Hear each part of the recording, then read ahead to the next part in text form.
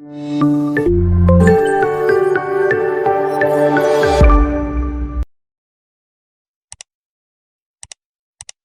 الله الرحمن الرحيم. ربنا افتح بيننا وبين قومنا بالحق وانت خير الفاتحين. مهندس سامي شلبي. هنتكلم النهارده عن اهم حاجه وحاجه مش مكلفه في تربيه الدواجن، وبتدي نسبه تحويل كويسه جدا، وبتوفر من العلف اللي هو العلف بقى نار غالي جدا. فايه هو الحاجه البسيطه اللي بدون فلوس وبتوفر عليها حاجات كتير؟ هي برنامج الاضاءه والاظلام. المشهور قوي برنامج الاظلام، انما في برنامج للاضاءه كمان. طب ازاي نظبط برنامج الاضاءه؟ البرنامج الاضاءه للتسمين غير برنامج الاضاءه للفراخ البياضة. فهنتكلم النهارده عن برنامج الإضاءة للفراخ التسمين. الفراخ التسمين برنامج الإضاءة ليها برنامج مهم جدا. في حاجة اسمها الطول الموجي في الإضاءة. الفراخ في التسمين بتبقى محتاجة طول موجي قصير. طول الموجي القصير بيبقى موجود في 3 ألوان: الألوان البيضاء والألوان الخضراء والزرقاء. عشان كده المفروض إن الفراخ البيضاء في المزارع وبالذات المزارع الحديثة تبقى الألوان فيها في اليوم الأولاني والتاني والتالت بيضة، بعد كده بنغيرها للزرقاء او الخضراء. طب الزرقاء والخضراء بتعمل ايه؟ طول الموج القصير بيتحرك بيوصل للشبكيه بتاع العين. العين متطوره جدا في الطيور بصفه عامه. شبكيه العين لما بينزل على شبكيه العين بينشط بعض الغدد اللي بتزود التحويل وترفع المناعه. ده بالنسبه للاضاءه. يبقى برنامج الاضاءه، انا بتكلم على المزارع اللي تقدر تغير النظام ده. 3 ايام الاولانيين تبقى الاضاءه بيضه، بعد كده بنغير للخضراء او الزرقاء، ويا ريت الاثنين يبقوا مع بعض، تجانس الخضراء والزرقاء. والاضاءه المفروض تبقى متجانسه. طب لو عاوزين نزود ناحيه علميه كمان، المفروض ما تزيدش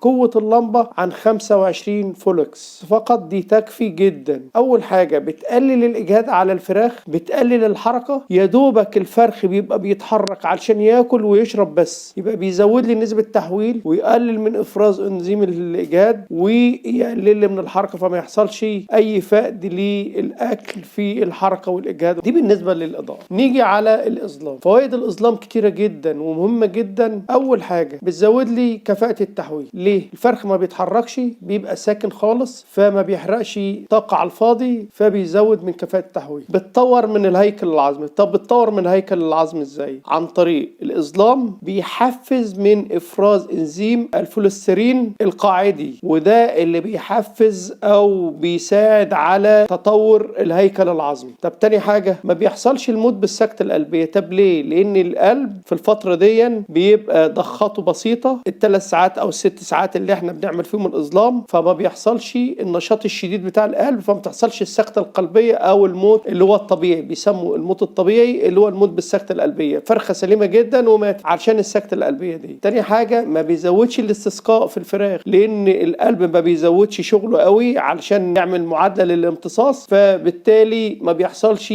اختلاف في ضغط السموزي للدم، فما بيحصلش الاستسقاء. دون بالنسبه للاستسقاء. طب تالت حاجه، الاظلام بيرفع المناعه. عن طريق ايه؟ ان مستوى افراز انزيم الميلاتونين المهم جدا في تطور جهاز المناعه، عشان كده بيرفع من المناعه للطائر. الاظلام بيبطئ من مرور الكتله الغذائيه في القناه الهضميه، فبيحدث هضم كامل للغذاء في افضل صوره، وما بيحصلش فقد، فبيزود من نسبه التحويل. الاظلام بيزود من استهلاك الميه للطائر، فبالتالي الكتله الغذائيه دي بتبقى نسبه الميه فيها قليله، فبتنشط البكتيريا النافعه، والبكتيريا النافعه دي بتبقى مقاومه جدا للبكتيريا الضاره ومثبطه لها. البكتيريا الضاره اللي هي الكوليستيريديا والسالمونيلا والاوكولاي، فبيرفع من مناعه الطائر، وبيبقى علاج قوي جدا للاسهالات والحاجات دي. الاظلام كمان بيعمل اهم حاجه في القصه دي، ان هو بيخلي الطائر هادي جدا، فبينظم من دقات القلب وبيخليها بطيئه جدا، فما بيحصلش اي مشاكل اسهالات، اي مشاكل الموت السريع اللي هو الموت بالسكتة القلبيه، الاستسقاء. فدي بتبقى من اهم مزايا الاظلام. طب اهم برنامج بقى للاظلام.